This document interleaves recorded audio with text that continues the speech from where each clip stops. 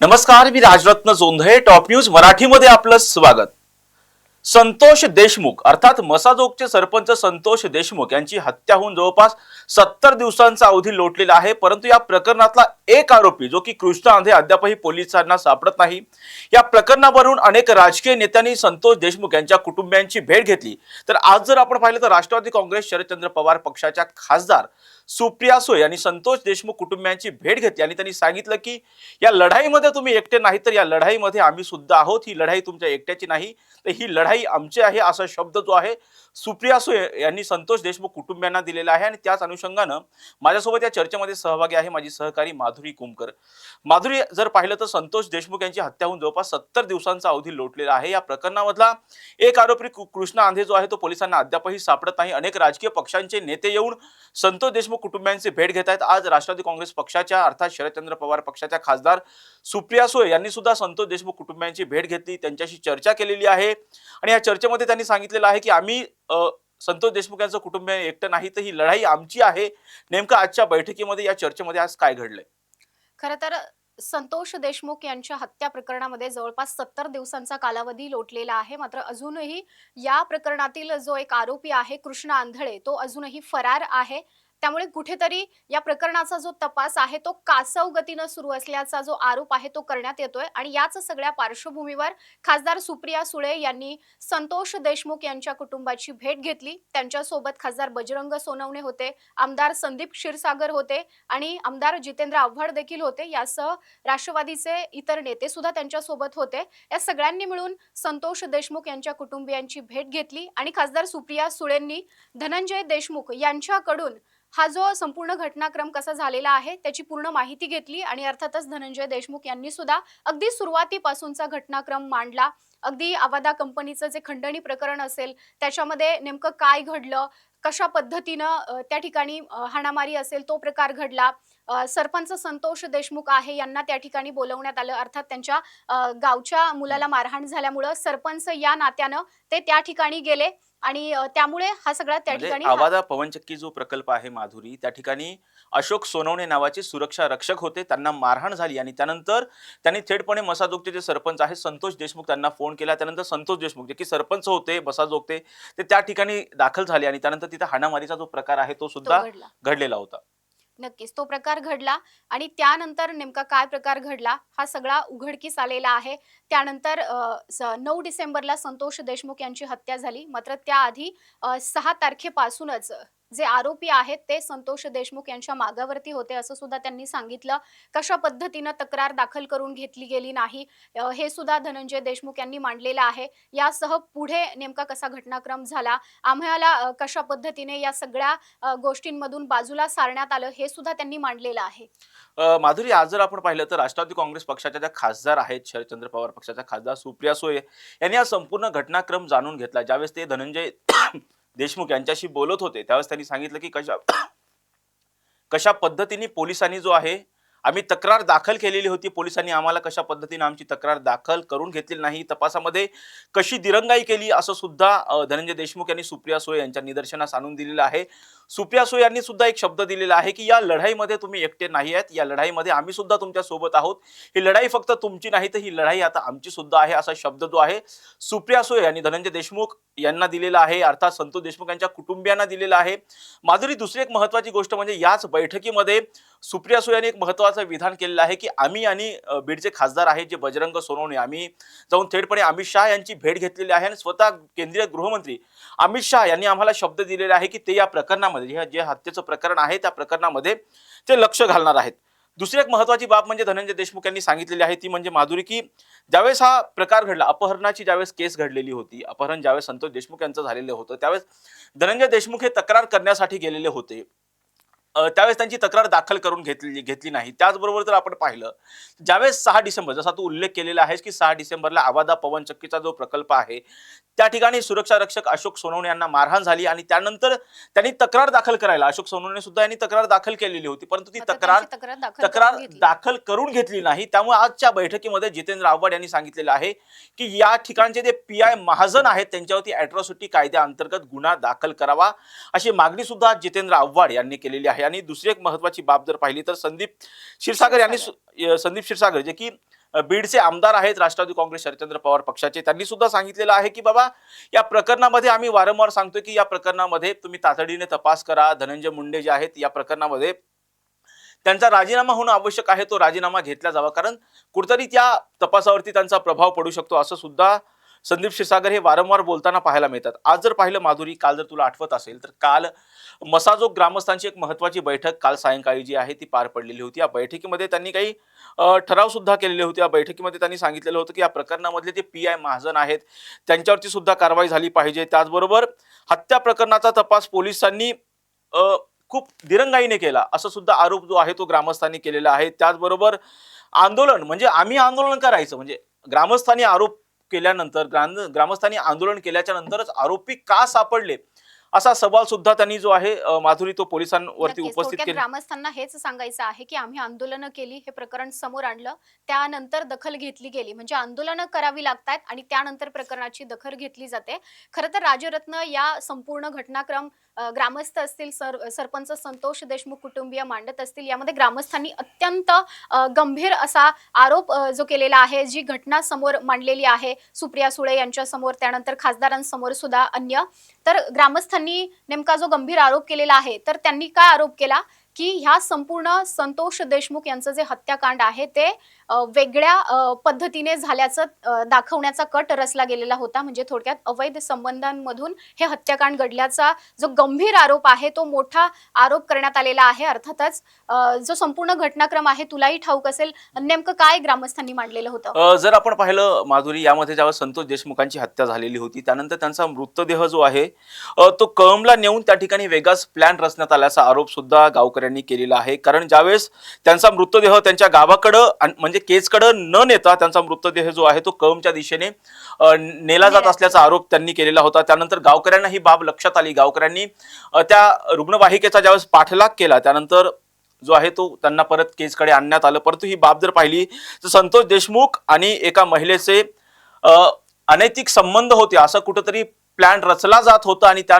अवैध संबंधातून जे आहे ते संतोष देशमुखांची हत्या करण्यात आल्याचा एक आरोप, एक बनाव आरोपींना करायचा होता असा गावकऱ्यांनी आरोप केलेला आहे. आणि हाच आरोप गावकऱ्यांनी त्याच वेळी हाणून पाडला असं सुद्धा त्यांनी सांगितलेलं आहे. जी रुग्णवाहिका आहे त्या रुग्णवाहिकेचा यांनी पाठलाग केला आणि त्यामुळेच त्यांनी जो कट रचलेला होता तो कुठेतरी प्रयत्न फसला. खरं तर पोलीस प्रशासनावरती सुद्धा धनंजय देशमुख यांनी गंभीर असे आरोप केलेले आहेत. कारण पोलिसांना संपूर्ण घटनाक्रम माहीत होता. अगदी सरपंच संतोष देशमुख यांचं अपहरण करण्यापासून ते केजमध्ये त्यांचा मृतदेह टाकण्यापर्यंतचा संपूर्ण घटनाक्रम हा पोलिसांना माहीत होता असं धनंजय देशमुख यांनी मोठा आरोप केलेला आहे. त्यांनी पोलीस प्रशासनावरती सुद्धा जे आरोप केलेले आहेत, अर्थात कारण हे जे प्रकरण आहे ते त्याचा तपास कासव गतीनं सुरू आहे.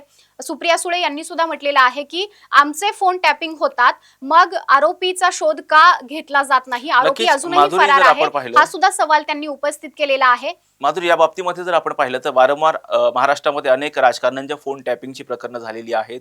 त्याचाच एक मुद्दा पकडत सुप्रिया सुळेंनी थेटपणे तपास यंत्रणावरती आक्षेप घेतलेला आहे. त्यांनी असं सांगितलेलं आहे की आमचे म्हणजे राजकारण्यांचे तुम्ही फोन टॅप करू शकता, परंतु जर पाहिलं तर माधुरी जवळपास 70 दिवसांचा अवधी लोटलेला आहे. या प्रकरणामधला एक अत्यंत महत्वाचा आरोपी असणारा कृष्णा आंधळे, जो की 23 वर्षीय आरोपी आहे, तो पोलिसांना का सापडत नाही, त्यांना आश्रय कोण देत आहे, त्यांचे फोन टॅप पोलीस यंत्रणा, तपास यंत्रणा का करत नाही? तुम्ही राजकारण्यांचे फोन टॅप करता पण आरोपींचे फोन टॅप का करत नाही असा सवाल सुद्धा सुप्रिया सुळे यांनी आजच्या ज्या बैठकीमध्ये जे आहे ते उपस्थित केल्याचं पाहायला मिळालं. त्यामुळे जर या प्रकरणामध्ये कृष्णा आंधळे सापडत नाहीये त्यामुळे कुठेतरी या तपासामध्ये कुठेतरी अडचण निर्माण होत आहे. जर तुला आठवत असेल तर या प्रकरणामध्ये कृष्णा आंधळे सापडत नाहीये, विष्णू चाटेचा मोबाईल सापडत नाहीये, सुदर्शन घुलेचा मोबाईल सापडत नाहीये.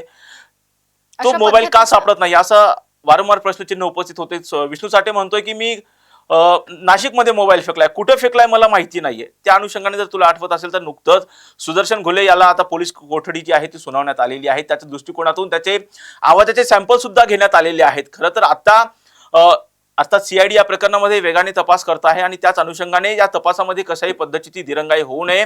ग्रामस्थ म्हणतायत की आम्ही तुला आणखी एक मुद्दा आठवण करून देतो. ग्रामस्थ म्हणतात आम्ही आंदोलन करतो तेव्हा आरोपींना अटक होती, त्यामुळे आम्ही वारंवार आंदोलन करणार आहोत. 25 तारखेपासून राज्यभरा 25 तारखेपासून जर आहे आम्ही मसाजोगमध्ये बीडमध्ये आत्मक्लेश आंदोलन करणार आहोत असा इशारा सुद्धा अन्नत्याग आंदोलनाचा सुद्धा आणि त्यांनी अन्नत्याग इशारा दिलाय. आंदोलन करण्याचा इशारा सुद्धा ग्रामस्थांनी दिलेला होता. परंतु सुप्रिया सुळे असं म्हणालेले आहेत, त्या अन्नत्याग आंदोलनाच्या अनुषंगाने सुप्रिया सुळे असं म्हणाले आहेत की तुम्ही अन्नत्याग आंदोलन करू नका, आता ही जबाबदारी आमची आहे, ही लढाई आमची आहे, आम्ही संतोष देशमुखांना न्याय देणं हे आमचं काम आहे आणि कशाही पद्धतीने यामध्ये आम्ही तडजोड करणार नाही असा शब्द जो आहे सुप्रिया सुळे यांनी थेटपणे देशमुख कुटुंबियांना दिल्याचं सुद्धा पाहायला मिळते. माधुरी, नक्कीच, कारण सरपंच संतोष देशमुख यांच्या हत्या प्रकरणामध्ये ज्या पद्धतीने तपास सुरू आहे, कृष्ण आंधळे हा जो फरार आरोपी आहे तो अद्यापही सापडत नाहीये. त्यामुळेच कुठेतरी वारंवार आंदोलनांचा इशारा हा संतोष देशमुख यांच्या कुटुंबियांना आणि यासह मस्साजोगच्या ग्रामस्थांना सुद्धा द्यावा लागतोय. यातील सगळ्यात महत्वाची बाब म्हणजे मस्साजोगचे जे ग्रामस्थ आहेत त्यासह धनंजय देशमुख असतील, यांनी सुद्धा काही दिवसांपूर्वी, तुला आठवत असेल, संतोष देशमुख यांनी काही दिवसांपूर्वीच म्हटलेलं होतं की वाल्मिक कराडची जी बी टीम आहे ती सक्रिय आहे आणि आमचं कुटुंब सुद्धा भीतीच्या सावटाखाली आहे. यासह जर वाल्मिक कराड हा जर बाहेर आला किंवा त्याचे सहकारी असतील ते जर बाहेर सुटले तर मात्र पुन्हा एकदा एक दहशतीचं वातावरण निर्माण होईल आणि हे सगळं वातावरण पुन्हा निर्माण होऊ नये यासाठीच आरोपींना फाशीची शिक्षा व्हावी अशी त्यांची मागणी आहे आणि त्याच मागणीसाठी वारंवार त्यांना आंदोलनांचा इशारा द्यावा लागतोय. या संपूर्ण तपास यंत्रणेमध्ये वेगवान हालचाली व्हाव्यात आणि जो आरोपी आहे कृष्ण आंधळे तो सुद्धा लवकरात लवकर सापडावा, पोलिसांनी त्याचा लवकरात लवकर शोध घ्यावा अशी मागणी वारंवार केली जात आहे. त्यामुळे जो वाल्मिक कराड आहे तो जेलमधून काही विधानं करतोय का किंवा काही वेगळं भासवण्याचा प्रयत्न करतोय का? कारण काही दिवसांपूर्वीच धनंजय देशमुख यांनी काय म्हटलेलं होतं की आरोपींच्या समर्थनार्थ स्टेटस ठेवले जातात, त्यामुळे कुठेतरी त्यांना कोणाचं समर्थन दिलं जातंय, त्यांना कोणी सपोर्ट करतंय हा सुद्धा मोठा प्रश्न आहे आणि त्यामुळेच कुठेतरी मस्साजोगचे संपूर्ण ग्रामस्थ आहेत ते एकवटलेले आहेत देशमुख यांच्या कुटुंबियांच्या पाठीशी आणि हे आरोपी आहेत ते बाहेर येऊ नयेत यासाठीच त्यांचे सगळे प्रयत्न सुरू आहेत. माधुरी, आपण पाहिलं तर काही दिवसांपूर्वी वाल्मिक कराडची बी टीम सक्रिय असल्याचा आरोप जो आहे धनंजय देशमुख यांनी केलेला होता आणि त्यांनी नावं सुद्धा घेतलेली होती. बालाजी तांदेचं सुद्धा नाव घेतलेलं होतं आणि इतरही होते, इतरही ज्यांनी 3 जण होते. सरपंच संतोष देशमुख यांच्या वाहनाचा पाठलाग केला. अर्थातच त्या सगळ्या आरोपींची त्यांनी नावं घेतलेली, त्या आरोपींची त्यांनी नावं सुद्धा घेतलेली आहेत. आणि त्याचबरोबर एक महत्वाची बाब म्हणजे आज ज्यावेळेस संतोष देशमुख अर्थात माफ करा धनंजय देशमुख ज्यावेळेस बोलत होते त्यावेळेस त्यांनी सांगितलेलं की ज्यावेळेस संतोष देशमुखांचं अपहरण झालं माधुरी, त्यावेळी जर पाहिलं तर मृत्यूच्या नंतर 3 तासाच्या नंतर पोलिसांनी मिसिंगची तक्रार दाखल करून घेतली असं त्यांनी सांगितलेलं आहे. त्यामुळे या पोलिसांनी या घटनेकडे पोलिसांचा बघण्याचा दृष्टिकोन कसा होता हे यावरून दिसून येते. त्याचबरोबर ज्यावेळेस ही घटना घडली त्यावेळेस रात्री स्वतः मी विष्णू चाटेला म्हणजे धनंजय देशमुखांनी विष्णू चाटेला रात्रीपर्यंत फोन करत होते, सातत्यानं ते त्यांना फोन करत होते. परंतु विष्णू चाटेंनी ज्यावेळेस विष्णू चाटेला हे कळलं की आता वारंवार विष्णू चाटे असं म्हणायचा की तुझा भाऊ घरी येणार आहे, परंतु ज्यावेळी त्याला कळलं की संतोष देशमुखांची आता हत्या झालेली आहे, संतोष देशमुख यांना ठार मारण्यात आलेला आहे, त्यानंतर त्यांनी कुठेतरी मोबाईल बंद केला असा आरोप सुद्धा जो आहे तो धनंजय देशमुख यांनी केल्याचं पाहायला मिळालेलं होतं. त्यानंतर जर त्यांनी असा सुद्धा आरोप केलेला आहे की या प्रकरणामध्ये पी.आय. राजेश पाटील हेच खरे आरोपी आहेत. राजेश पाटील जे आहे, जे की तुला आठवत असेल 29 नोव्हेंबरचं जे सीसीटीव्ही फुटेजेस पुढे आलेलं होतं माधुरी, त्यामध्ये विष्णू चाटे सुद्धा दिसतोय, वाल्मिक कराड दिसतोय, कृष्ण आंधळे दिसतोय आणि हा राजेश पाटील PSI राजेश पाटील सुद्धा दिसतोय. त्यामुळे या प्रकरणामध्ये राजेश पाटीलच खरा आरोपी आहे असा सुद्धा ग्रामस्थ आरोप करतायत. त्यामुळे या राजेश पाटीलवरती अद्यापही कोणतीही कशाही पद्धतीची त्याला अटक सुद्धा झालेली नाही, त्याला फक्त निलंबित करण्यात आलेला आहे, परंतु त्याच्यावरची सुद्धा तोच खरा गुन्हेगार आहे असा सुद्धा आरोप जो आहे तो ग्रामस्थ करत असल्याचा आपल्याला पाहायला मिळालेला आहे. आणि दुसरं एक महत्त्वाचं या बाबतीमध्ये धनंजय देशमुख असं म्हणालेले आहेत, तपास यंत्रणांपेक्षा आमच्याकडे जास्तीचे पुरावे आहेत, जास्तीचे कागदपत्र आहेत असं सुद्धा धनंजय देशमुख असं म्हणालेले आहेत. या बाबतीमध्ये जेव्हा सुप्रिया सुळे बोलत होत्या त्यावेळेस कुठेतरी धनंजय देशमुख संतोष देशमुख यांच्या आई ज्या आहेत त्या आई सुद्धा कुठेतरी भाऊक झाल्याचं पाहायला मिळालेलं होतं. माधुरी, या बाबतीमध्ये तू सुद्धा पाहिलेलं आहेस. त्यामध्ये त्यांना असा प्रश्न पडलेला आहे सुप्रिया सुळेंना की मी यांना उत्तर काय देऊ. त्या बोलताना सुप्रिया सुळे बजरंग बाप्पा सोनवणे यांना सुद्धा असं म्हणालेले आहेत की मी यांना आता काय उत्तर देऊ बाप्पा. त्यामुळे आपण बघतोय की ज्या पद्धतीनं खरं तर संतोष देशमुख यांच्या आईनं आपलं दुःख मांडलेलं आहे, त्यांना त्यांच्या भावनांना सुद्धा आवर घालता आलेला नाही अर्थातच ज्या पद्धतीनं मारहाण झालेली आहे, अर्थातच ज्या पद्धतीनं हे हत्याकांड घडलेलं आहे, त्यामुळे या संपूर्ण घटनाक्रमामधून संतोष देशमुख यांचे कुटुंबीय आहेत ते अद्याप बाहेर निघालेले नाहीत. कारण न्यायाच्या प्रतीक्षेमध्ये आहेत. न्याय मिळावा हीच त्यांची अपेक्षा आहे आणि कुठेतरी अद्यापही ज्या पद्धतीनं या संपूर्ण प्रकरणाचा तपास सुरू आहे, त्यामुळे त्यांच्या आईनं सुप्रिया सुळे यांच्याकडे सुद्धा न्यायाचीच मागणी केलेली आहे. माझ्या मुलाला न्याय द्या, माझ्या मुलाला ज्या पद्धतीनं मारलं तसंच आरोपींना सुद्धा मारा, असं सुद्धा त्यांनी म्हटलेलं आहे. सोबतच त्यांना त्यांच्या भावनांना सुद्धा त्यांच्या भावनांचा बांध फुटला आणि अर्थातच सुप्रिया सुळे सुद्धा गहिवरून गेलेल्या होत्या. कारण ते आई ज्या पद्धतीनं त्या संपूर्ण न्यायाची मागणी करत होत्या, त्यामुळे कुठेतरी वातावरण सुद्धा पूर्णतः शांत झालेलं होतं.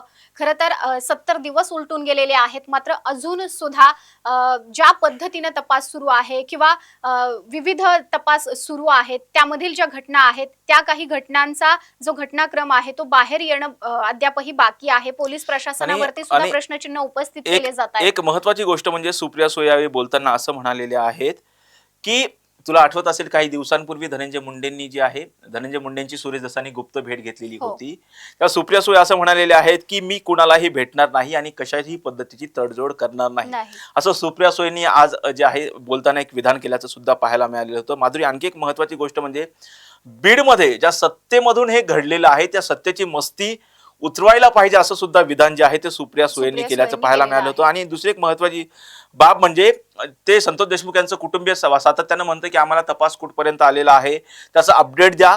त्यावरती सुप्रिया सुळे असं म्हणालेले आहेत की आम्ही हे प्रकरण उचलून धरणार आहोत आणि प्रत्येक दिवसाचं अपडेट जे आहे आम्ही देशमुख कुटुंबियांना देणार आहोत, असं सुद्धा सुप्रिया सुळे आज बोलताना म्हणालेले आहेत. आणि त्याचबरोबर दुसरी एक महत्वाची गोष्ट म्हणजे आरोपी सरेंडर होण्यापूर्वी आरोपीचा व्हिडिओ करण्याची हिंमत कशी होते, असा सुद्धा सवाल सुप्रिया सुळे यांनी उपस्थित केला आहे. माधुरी, तुला आठवत असेल तर 9 डिसेंबरला संतोष देशमुखांची हत्या झाली. पोलीस वाल्मिक कराडला शोधत होते, परंतु वाल्मिक कराड एक स्वतःचा व्हिडिओ बनवतो.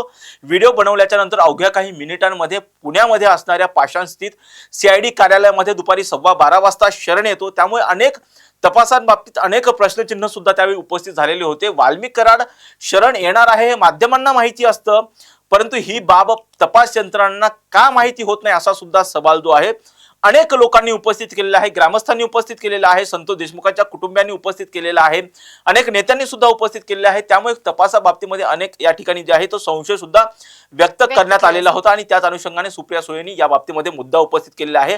आरोपींची व्हिडिओ बनवण्याची हिंमत कशी होते, खरंच या आरोपींना कोणाचा आशीर्वाद आहे का, असा सुद्धा सवाल या निमित्तानं उपस्थित होता. आणि त्यांनी सांगितलेलं आहे की हे जे प्रकरण आहे तात्काळ फास्ट ट्रॅक कोर्टामध्ये चालवावं आणि आरोपीला कठोरात कठोर म्हणजे फाशीची शिक्षा झाली पाहिजे आणि आम्ही प्रकरण हे लावून धरणार आहोत. या प्रकरणामध्ये कसल्याही पद्धतीची तडजोड केली जाणार नाही असा शब्द सुद्धा सुप्रिया सुळेंनी देशमुख कुटुंबियांना दिल्याचं पाहायला मिळते. माधुरी, नक्कीच. सरपंच संतोष देशमुख यांची मुलगी वैभवी देशमुख हिनं सुद्धा काही मुद्दे मांडलेले आहेत.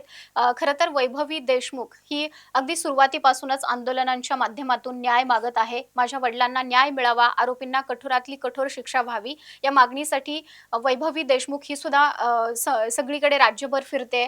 त्याच्यामुळे आता सुद्धा तिने सुप्रिया सुळे यांच्या समोर सुद्धा ज्या पद्धतीनं आवादा कंपनी खंडणी प्रकरणाच्या वेळी काय झालं होतं, माझे वडील हे सरपंच असल्यामुळे गावात कुठलीही घटना घडली तर ते त्या ठिकाणी उपस्थित राहायचे. अगदी त्याच पद्धतीनं ते त्या ठिकाणी ज्या अंगरक्षकाला मारहाण झाली म्हणून ते त्या ठिकाणी उपस्थित राहिले होते. माझ्या वडिलांचा याच्यामध्ये काय दोष होता असा सवाल सुद्धा तिने उपस्थित केला आणि ती सुद्धा कुठेतरी न्यायाचीच मागणी सुप्रिया सुळे यांच्याकडे करते.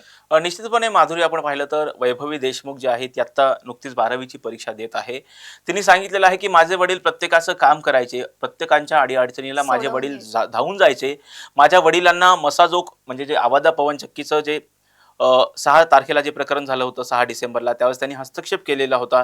त्याचा राग मनात धरून माझ्या वडिलांना टार्गेट करण्यात आलेला आहे. अत्यंत निर्घुणपणे माझ्या वडिलांची हत्या करण्यात आलेली आहे. या प्रकरणातील आरोपींना फाशीची शिक्षा व्हावी अशी मागणी सुद्धा वैभवी देशमुख यांनी सुप्रिया सुळे यांच्याकडे केल्याचं सुद्धा पाहायला मिळालं. तर यावेळी वैभवी देशमुख सुद्धा भाऊक झाल्याचं कुठेतरी पाहायला मिळालं. आणि एकंदरीत या प्रकरणामध्ये त्यांनी सांगितलेलं आहे की या प्रकरणामधला एकही आरोपी सुटता कामा नाही. या प्रकरणामधल्या आरोपींना फाशीची शिक्षा व्हावी अशी मागणी सुद्धा वैभवी देशमुख यांनी आज सुप्रिया सुळे यांच्या भेटीमध्ये केल्याचं पाहायला मिळालं. माधुरी, दुसरी एक महत्त्वाची गोष्ट म्हणजे आपण पाहतोय की सातत्यानं तपास पुढे जातो आहे, परंतु या प्रकरणामधला एक आरोपी जो आहे तो कृष्णा आंधे अद्यापही पोलिसांना सापडत नाहीये.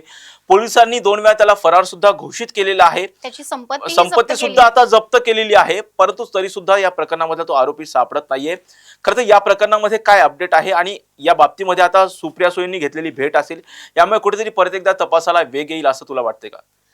सुप्रिया सुळेंनी जसं की अमित शहा यांच्यासोबत भेटीचा उल्लेख केला किंवा त्यांनी सांगितलं की केंद्रीय गृहमंत्री अमित शहा यांच्यासोबत मी आणि खासदार बजरंग सोनवणे यांनी भेट घेतलेली आहे आणि महाराष्ट्रामध्ये नेमकं काय घडतंय, बीडमध्ये काय घडलेलं आहे, सरपंच संतोष देशमुख यांची हत्या कशा प्रकारे झाली, याच्यामध्ये कोण कोण आरोपी आहेत, त्या संपूर्ण राज्यभरातील नागरिकांकडून सुद्धा काय मागणी केली जाते, हे सगळा संपूर्ण घटनाक्रम सुप्रिया सुळे यांनी केंद्रीय गृहमंत्री अमित शहा यांच्या कानी घातलेला आहे आणि अमित शहांनी सुद्धा शब्द दिलेला आहे की या प्रकरणामध्ये जातीने लक्ष घालू. त्याच्यामुळे सुप्रिया सुळे आता स्वतः त्यांनी हे प्रकरण लावून धरल्यामुळे, उचलून धरल्यामुळे कुठेतरी आता राज्य सरकारवर म्हणता येईल किंवा महायुती सरकारमधील जे सगळे वरिष्ठ मंत्री असतील किंवा ज्या पद्धतीने जो तपास सुरू आहे त्या तपासाला वेग यावा, गांभीर्य सुद्धा येईल आणि त्या तपासाला वेग यावा अशी सुद्धा आपण अपेक्षा करूयात.